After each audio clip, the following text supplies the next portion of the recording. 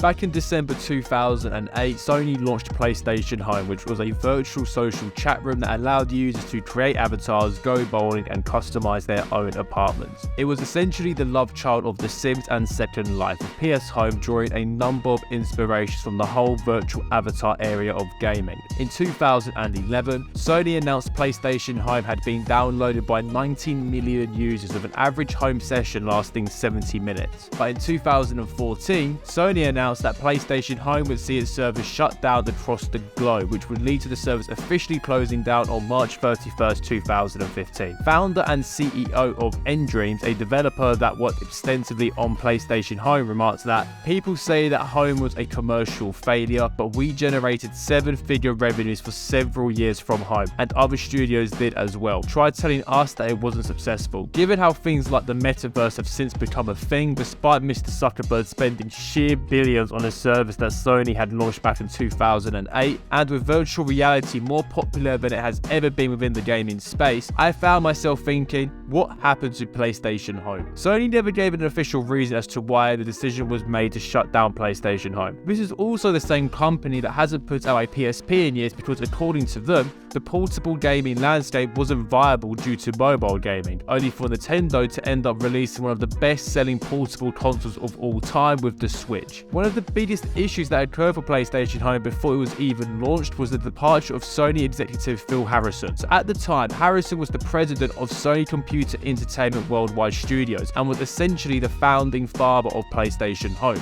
In 2007, Phil Harrison's GDC keynote speech had a PlayStation Home featured predominantly, pitching the service as a virtual 3D community for PlayStation users. But you see, when Home was launched in December 2008, Harrison had already left the company in that same year back in February. So PlayStation Home was in this very fun position where the man who essentially envisioned what the service needed to be had left it in the wilderness. This would be like Steve Jobs presenting his iPhone conference and then dipping from Apple and leaving them to develop this device going forwards alone. Ever since its closure, there hasn't been anything on the Sony front to indicate that it was going to be bringing back its virtual service, despite the gaming landscape in this space being a lot different now compared to 2008. The company updated their trademark for PlayStation Home in July 2021, and in that same year, Destination Home, a non-profit project, was launched by a group of fans with the aim of rebuilding PlayStation Home from its ashes. PlayStation Home was certainly an interesting social gaming experiment that was probably launched too early before it could properly be appreciated for what it was trying to do. I vaguely remember some long loading times, some interesting exchanges with strangers to say the least, but past all that, the virtual world PS Home was building, alongside the activities and unique events, I felt like it showed an incredible amount of potential. Party-type games and interactive social services have only gotten more popular in recent years. You look at the sheer success of the likes of Among Us, with that being driven by the idea of groups of friends playing it over and over again for endless entertainment. Discord has begun launching a bunch of services within its app, with a large section of that being dedicated to a range of games for users to play with others. In this day and age, it feels like bringing back PlayStation Home makes plenty of sense, especially if it can iron out the issues it had during its original lifetime. And you look at how PlayStation Home looks back then compared to whatever the